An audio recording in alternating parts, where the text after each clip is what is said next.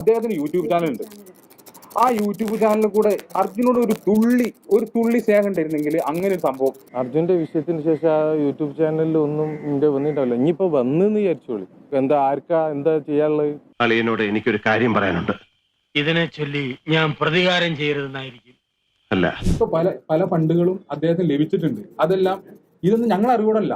ഞാൻ ഒരു പിരിവ് ഇന്നേ വരെ നടത്തിയിട്ടില്ല. എന്തെങ്കിലും ഒരു തെളിവോ കാര്യങ്ങളോ കൊണ്ടുവരാണെങ്കിൽ മാനാഞ്ചിറ സ്ക്വയറിന്റെ നടുവിൽ വന്ന് നിൽക്കും, കല്ലെറിഞ്ഞു കൊന്ന ആളെന്റെ. ഞാൻ കുടുംബകലഹം ഉണ്ടാക്കരുതെന്നായിരിക്കും. അല്ല, അളിയൻ ദയവ് ചെയ്ത് ഇനി ഈ വീട്ടിൽ അൽവ വാങ്ങിച്ചോട്ട് വരരുത്. അളിയൻ ഇനി ഈ വീട്ടിൽ അലുവയും കൊണ്ട് വരരുത്. ഞങ്ങൾ പ്രേക്ഷകർക്ക് അതേ പറയാനുള്ളൂ. ഔചിത്യം എന്നൊരു സാധനം ഉണ്ടല്ലോ, അതെന്താണെന്ന് അറിയില്ലെങ്കിൽ മിണ്ടാതിരിക്കണം അളിയ. അർജുനനെ കിട്ടുന്നത് വരെ മനാഫിനെതിരെ ഒരു പരാതിയും പറയാതിരുന്ന അർജുനന്റെ അനിയൻ ഇന്നലെ വന്ന് അനിയനല്ലാട്ടോ അളിയൻ വന്നൊരു വാർത്താ സമ്മേളനം നടത്തി. എൻ്റെ പൊന്നളിയ, എന്തിനായിരുന്നു അത്? മലയാളികൾക്ക് അർജുൻ്റെ കുടുംബവും മനാഫും ഒരുപോലെ പ്രിയപ്പെട്ടവരാണ്. നിങ്ങൾ തമ്മിൽ അഭിപ്രായ വ്യത്യാസം ഉണ്ടെങ്കിൽ അത് തീർക്കേണ്ടത് വീടിനകത്ത് വെച്ചാണ്. അല്ലാതെ ഒരു കാര്യവുമില്ലാതെ നാട്ടുകാരെയും മാധ്യമങ്ങളെയൊക്കെ വിളിച്ചു കൂട്ടി ഒരു വാർത്താ സമ്മേളനം വിളിച്ച് മണിക്കൂറുകളോളം ഇരുന്ന് കുറ്റം പറയുന്നു.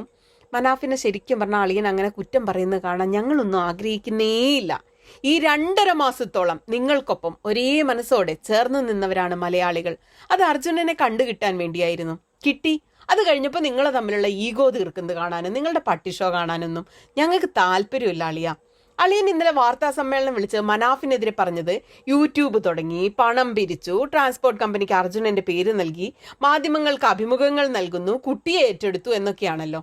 മനാഫിനെതിരെ മാത്രമല്ല, ആ വെള്ളത്തിൽ മുങ്ങി താണുകൊണ്ടിരുന്ന ഈശ്വർ മാൽപ്പയ്ക്കെതിരെയും അളിയന് പരാതിയുണ്ട്. അളിയ, ഇച്ചിരി വകതിരിവ് വേണ്ടേ? എന്തൊക്കെ മൈക്ക് കെട്ടി പറയാം, എന്തൊക്കെ വീടിനകത്ത് പറയാം എന്നൊക്കെ ഇച്ചിരി വകതിരിവ് എല്ലാ അളിയന്മാർക്കും വേണ്ടതല്ലേ? മിനിമം വകതിരിവ്. എന്തൊക്കെയാണ് നിങ്ങൾ ഇന്നലെ കാട്ടിക്കൂട്ടിയത് ആ വാർത്താ സമ്മേളനത്തിൽ? യൂട്യൂബ് എന്നത് ഫേസ്ബുക്ക് പോലെ ഒരു സോഷ്യൽ മീഡിയ പ്ലാറ്റ്ഫോമാണ്. അത് ആർക്ക് വേണമെങ്കിലും തുടങ്ങാം. അത് ആര് തുടങ്ങിയാൽ അത് കൊലക്കുറ്റമൊന്നും അല്ല. എന്തായാലും അളിയൻ ആ യൂട്യൂബിൻ്റെ ഐശ്വര്യം എന്നേ പറയാനുള്ളൂ. ആകെ ഒരു 10,000 താഴെ എന്തോ സബ്സ്ക്രൈബേഴ്സ് ഉണ്ടായിരുന്ന ചാനലാണ്.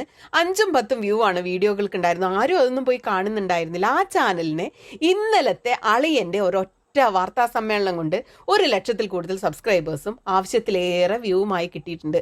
നന്ദി അളിയാ, നന്ദി. സത്യത്തിൽ മനാഫ യൂട്യൂബിൻ്റെ കവർ പിക്ചറായിട്ട് അളിയൻ ഈ വീടിൻ്റെ ഐശ്വര്യം എന്നൊരു തംബ്നെയിൽ ശരിക്കും ഇട്ട് വെക്കേണ്ടതാണ് കവർ പിക്ചറായിട്ട്.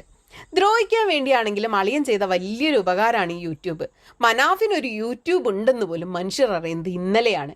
ഈ മനാഫിന് എത്രമാത്രം ബിസിനസ് ഉണ്ട്. അയാൾക്ക് കേരളത്തിനകത്തും പുറത്തുമൊക്കെ എത്രയധികം കച്ചവടങ്ങളുണ്ട്. ആ മനുഷ്യന് ഒരു യൂട്യൂബ് നടത്തി അതിൽ നിന്ന് പിച്ച പൈസ ഉണ്ടാക്കി ജീവിക്കേണ്ട ഗതികേടുണ്ടെന്ന് നിങ്ങൾ ശരിക്കും വിചാരിക്കുന്നുണ്ടോ അളിയ? പറയുന്നൊക്കെ എന്തെങ്കിലുമൊക്കെ പറയുകയാണെങ്കിൽ ആളുകൾ വിശ്വസിക്കുന്ന കാര്യങ്ങൾ പറയണ്ടേ? അയാൾക്ക് അത്യാവശ്യം ജീവിക്കാനുള്ളത് അയാളുടെ വീട്ടിലുണ്ട്. നയിച്ച് തിന്നാൻ നല്ല ആരോഗ്യമുണ്ട്. അയാൾ ആ യൂട്യൂബ് തുടങ്ങിയത് അർജുൻ്റെ വാർത്തകൾ പുറത്തെത്തിക്കാൻ വേണ്ടിയാണ്. നിങ്ങൾ ചിലപ്പോൾ മറന്നുപോയിട്ടുണ്ടാവും, പക്ഷെ ഞങ്ങൾ മറന്നു പോകാത്തൊരു കാര്യമുണ്ട്. വയനാട് ദുരന്തം ഉണ്ടായപ്പോൾ മീഡിയ മുഴുവൻ വയനാട്ടിലായിരുന്നു. ആരും ഉണ്ടായിരുന്നില്ല അർജുനന്റെ വാർത്തകൾ നൽകാൻ. അപ്പോൾ മനാഫ് തുടങ്ങിയതാണ് ഈ യൂട്യൂബ്. കാശുണ്ടാക്കാൻ വേണ്ടിയല്ല, വാർത്ത മുങ്ങിപ്പോകാതിരിക്കാൻ അയാൾ സ്വയം ഒരു മാധ്യമമായി മാറിയതാണ്. അത് നിങ്ങൾ അംഗീകരിക്കണമെന്ന് ഞാൻ പറയുന്നില്ല, പക്ഷെ അപമാനിക്കരുത്, വൃത്തികേട് പറയരുത്. മനാഫ് പണം പിരിച്ചു എന്ന് നിങ്ങൾ തെളിയിച്ചാൽ മനാഫ് അതിനുള്ള ശിക്ഷ ഏറ്റുവാങ്ങിക്കോളും. നിങ്ങൾ നിയമപരമായി തന്നെ പോകണം. ഇതിലിപ്പോൾ നിങ്ങൾ ഉന്നയിച്ച ആരോപണത്തിൽ ഒരു പ്രധാനപ്പെട്ട ഒന്ന് അതാണല്ലോ, മനാഫ് പണം പിരിച്ചു. അതൊരു കുറ്റകൃത്യമാണ് അങ്ങനെ ചെയ്തിട്ടുണ്ടെങ്കിൽ. അത് നിങ്ങൾ പ്രൂവ് ചെയ്യണം. എന്നിട്ട് നിങ്ങൾ നിയമപരമായ വഴിക്ക് പോകണം. ഓൾറെഡി ഇപ്പോൾ കർണാടകയിലൊക്കെ കേസ് എടുത്തിട്ടുണ്ടല്ലോ മനാഫിനെതിരെയും ഈശ്വര മാൽപ്പയ്ക്കെതിരെ. അപ്പോൾ കേരളത്തിൽ നിങ്ങൾ കോഴിക്കോട് പോയി ഒരു കേസ് കൊടുക്കുക. അങ്ങനെ പണം പിരിച്ചിട്ടുണ്ടെങ്കിൽ നിങ്ങൾ നിയമപരമായി തന്നെ മനാഫിനെ നേരിട്. പിന്നെ ലോറിക്ക് പേരിടുന്നത് അർജുൻ എന്നുള്ള പേരൊരു പുരാണ കഥാപാത്രമാണ്. ധർമ്മപുത്രർ, അർജുൻ, ഭീമൻ, നകുലൻ, സഹദേവൻ, ഈ പേരൊക്കെ ആർക്കും ഇടാം, എന്തിനും ഇടാം. ഇതൊക്കെ പൊതു നാമങ്ങളാണ്. മനാഫിനും ഇടാം ഈ പേര് വേണമെങ്കിൽ. പിന്നെ ഇന്റർവ്യൂ നൽകുന്നത് ഇതൊരു കുറ്റാണോ? മാധ്യമങ്ങൾ അങ്ങോട്ട് പോയി ചോദിക്കല്ലേ, നിങ്ങൾ ഒന്ന് സംസാരിക്കൂ എന്ന്. അപ്പോൾ ഒരു മാധ്യമങ്ങളോട് സംസാരിക്കുന്ന ഒരു കുറ്റമാണോ?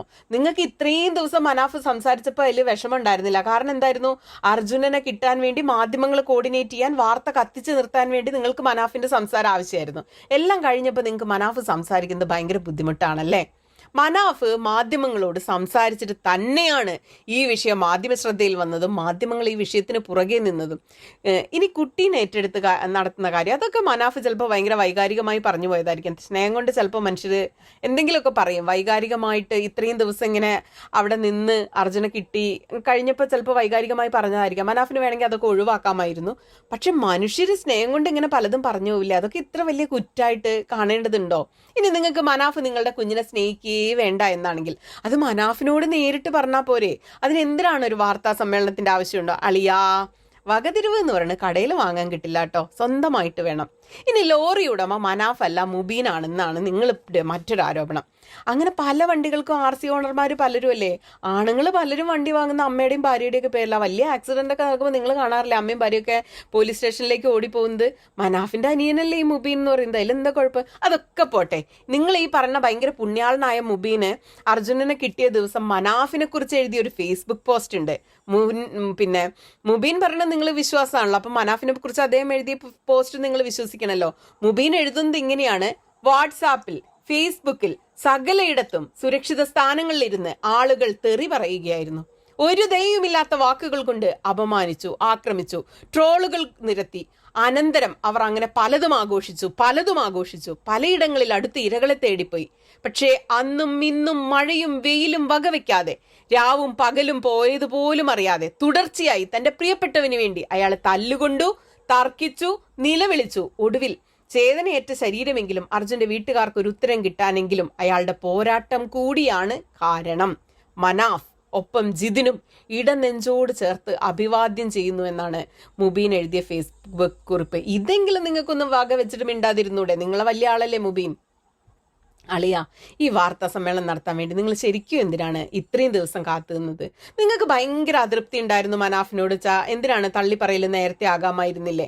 എങ്കിൽ ഇത്രയും ദിവസം മനാഫ് ആ മുട്ടറ്റൻ ചെളിയിലും വെള്ളത്തിലും മഴയിലും നിന്ന് ഇങ്ങനെ നിൽക്കണമായിരുന്നു അവിടെ. മനാഫിന് തിരിച്ചു പോരായിരുന്നല്ലോ. നിങ്ങൾ ഇങ്ങനെയാണ് അദ്ദേഹത്തോട് പ്രതികരിക്കാന്ന് പറഞ്ഞാൽ നന്ദി വേണമെന്നൊന്നും ഞാൻ പറയുന്നില്ല. പക്ഷെ കുറച്ച് മനുഷ്യത്വം കാണിക്കുന്നതിൽ യാതൊരു തെറ്റുമില്ല. ബോഡി കിട്ടുന്നവരെ നിങ്ങൾക്ക് മനാഫിനെ വേണമായിരുന്നു, ഇപ്പം വേണ്ട.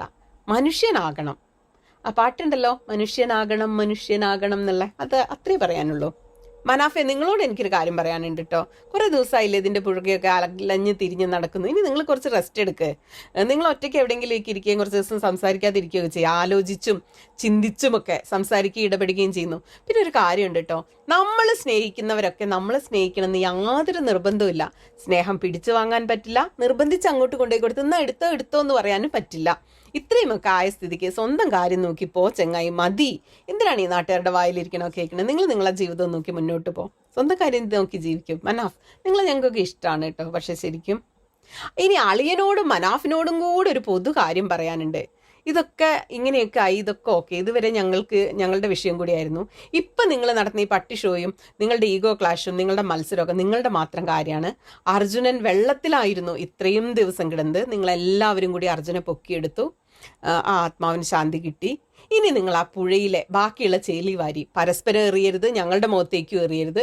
നിങ്ങൾക്ക് ആർക്കും ഒരു പണിയില്ലെങ്കിൽ പോയി 4 വാഴ നട്. അളിയൻ ഇനി വീട്ടിൽ അലുവയും കൊണ്ടുവരരുത്.